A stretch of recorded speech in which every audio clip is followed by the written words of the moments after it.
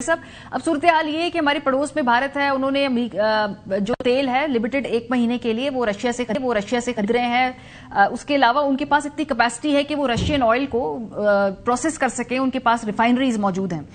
पाकिस्तान के मैंने कल सवाल पूछा हुकूमती से, आप भी, तो उन्होंने कहा जी कि हमारे पास कैपेसिटी नहीं है ऑल्टरनेट रिसोर्सेज को उस वक्त एक्सप्लोर करने की। तो is it the right time कि भाई अगर आपने कोई चॉइसेस करनी है तो अब कर लें इस क्राइसिस के अंदर, जब देखा है कि भाई एक ही जगह रिलायंस से कितना नुकसान हो सकता है जब वो चोक हो जाए वो पूरी सप्लाई लाइन। जी, ये 4 साल पहले डिबेट शुरू हुई थी, आपको याद होगा कि वो इमरान खान के ऊपर पता नहीं इल्जाम लगता था, ये हकीकत थी कि वो इसलिए भी निकाले गए कि वो रशिया से ऑयल लेना चाहते थे। और फिर एक उनका काउंटर आर्गुमेंट ये आया उनके साथ, कुछ कह रहे थे कि पाकिस्तान के पास तो एबिलिटी नहीं है कि रशिया से ऑयल रहे, हमारे पास हम रिफाइन नहीं कर सकते। फिर आपको याद होगा पेट्रोलियम मिनिस्टर थे मुसद्दिक मलिक, हमारे दोस्त, उन्होंने ऐलान भी कर दिया कि shipment is on the way Russia से, कि हमने बातचीत कर लिया, मुकम्मल कर लिया। और ऐसा नहीं है कि ये पिछली हुकूमत की एबिलिटी थी कि रशिया से खरीद सकते थे, हमने खरीद लिया है और वो shipment is on the way.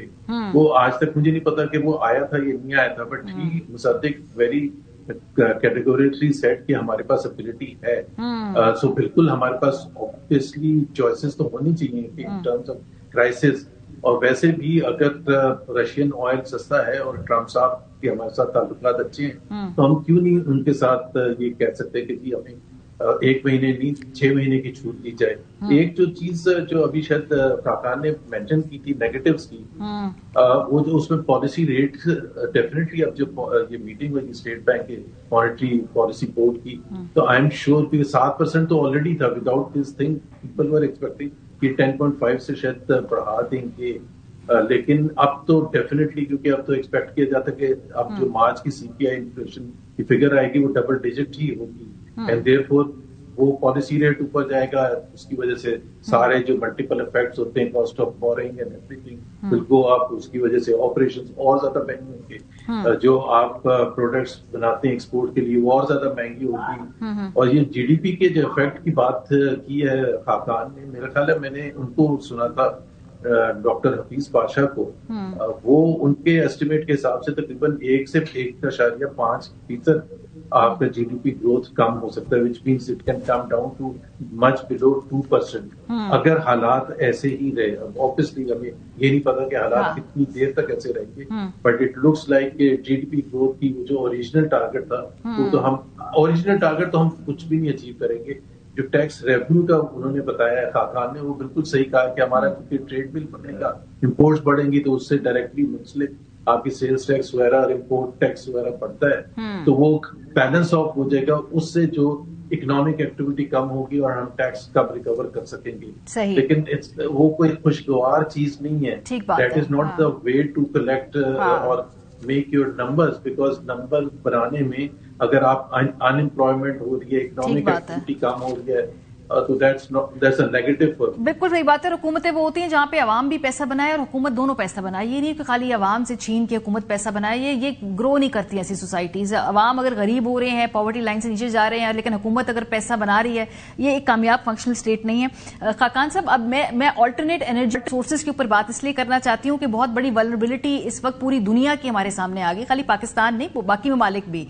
लेकिन इस खित्ते के अंदर जो हमारे इर्द गिर्द और ममालिक थे, उन्होंने वो अपनी अवाम के ऊपर फिलहाल वो जो बोझ है उसको पास ऑन नहीं किया। कंजर्वेशन पॉलिसीज बनाई हैं उन्होंने ये जरूर कहा है कि कम से कम पेट्रोल इस्तेमाल किया जाए, किस तरह से पेट्रोल बचाना है, लेकिन पेट्रोल महंगा होगा वो और अवाम की जेब से निकाला जाएगा। हमारे इर्द गिर्द खित्ते के अंदर फिलहाल इस लेवल की कीमतें नहीं बढ़ाई गई हैं। सो क्या उनकी पॉलिसी बेहतर है, क्या उनकी प्लानिंग बेहतर थी, क्या वो उसको एंटिसिपेट पहले कर पाए, या उनके चूंकि IMF की वो मजबूरियां नहीं है जो बाय द वे श्रीलंका की हैं, जो हमारी नहीं है। So नंबर 1 बात यह है कि द नंबर ऑफ डेज जिसका आपके पास आपके ईंधन या पेट्रोलियम प्रोडक्ट्स मौजूद हैं, the day the war started 28 दिन के आपके रिजर्व्स की पोजीशन थी। हमने कोविड के बाद ये वही बात आ जाती है ना कि मरियम छोटी जो फायर फाइटिंग है उसी की सारी गुफ्तगू करते हैं, और उस वक्त ये बात हुई थी कि 3 महीने तक के ज़खायर का जो बिल्डअप है वो कर लेना चाहिए। The day the war started we had 28 days। Just to give you a बिल्कुल other example, Japan had 254 days the day war started. 142 दिन का तो गवर्नमेंट के पास ही उनके स्टॉक पड़ा हुआ था, इंडिया के पास भी हमसे ज्यादा था। सो ये सबसे पहली चीज है जो कि हमें बिल्ड करनी है कि आने वाले दिनों में तो असल बात ये है। दूसरी बात यह है कि डिमांड कंजर्वेशन हमने डे 11 पे शुरू की थी। डे 3 पे मैंने ट्वीट किया था जिसमें मैंने एक पूरा अहाता किया था, और उसकी वजह यह थी कि I am advising a country जिसने ये सारे काम किए थे, जिसमें मोबिलिटी मैनेजमेंट कैसे करनी है आपने वर्क फ्रॉम होम कैसे करना है, आपने पब्लिक कंजर्वेशन कैसे लानी है, आपने राशनिंग कैसे करनी है, और आपने आप में जो कोऑर्डिनेशन है कि फ्लोस ठीक रहें वो कैसे इंश्योर करने हैं। इसका एक बिल्कुल इकोनॉमिक फ्रेमवर्क है जो एग्जिस्ट करता है। अब हमने वो डे 11 पे शुरू किया है, अभी आ रहा होगा वो इंप्लीमेंट हो रहा होगा। सो अगर 28 दिन को हमने 35 दिन तक खींचना था और उसको 20 के अंडर नहीं लाना था, तो that is what you could have done.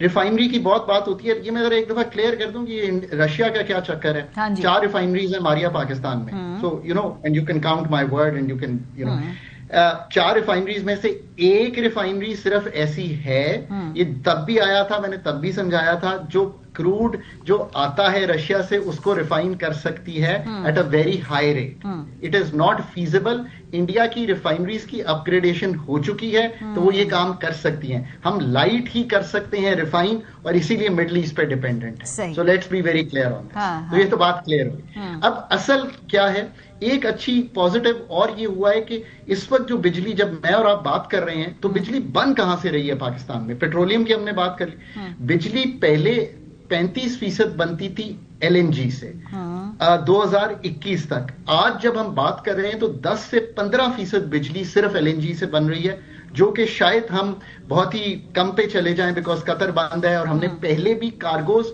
जो लॉन्ग टर्म थे वो हमने नहीं लिए बिकॉज हमने कहा हम तो वाफिर मिकदार में आ गए हैं। यू रिमेंबर, हमने वो मार्केट्स में जाके इंटरनेशनल बेच दिए। वो 15% बिजली अगर निकल भी जाए, आप 2 घंटे की लोड शेडिंग पहले कर लें, जब मर्जी कर लें, सो दैट आप कंजर्व कर रहे हो। जितना कंजर्वेशन पे एक्सेलरेट करेंगे, and that's the good story, you know, ये आपके हाथ में। You know there is a country I advice, उसने क्या किया है कि आप 14 लीटर मारिया खरीद सकती हैं हर हफ्ते पेट्रोल, इससे ऊपर ना जाए।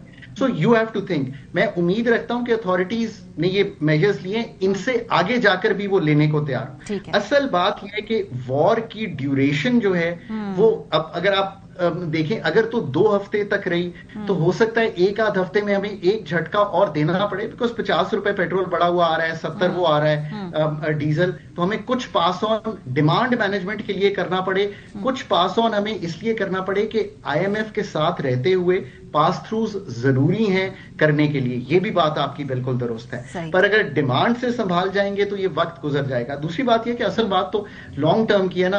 एक कंजर्वेशन के तो आपने ले लिए, लॉन्ग टर्म में आप जखायर 60 दिन के बिल्ड करें, आप एनर्जी की मूवमेंट इंडिजनाइजेशन पे, जिसका मतलब है डोमेस्टिक कोल, सूरज, रूफटॉप सोलर, जिसका मतलब है कि आप, एक बहुत बड़ी बात आपको बताऊं, आप फ्रेट कैसे कैरी करते हैं सारा, आप फ्रेट कैरी करते हैं सारा रोड्स पे। रोड्स पे क्या लगता है? ईंधन लगता है। ईंधन कहां से आता है? इंपोर्ट होता है। दुनिया में फ्रेट कैसे कैरी होता है? दुनिया में फ्रेट कैरी होता है रेल पे।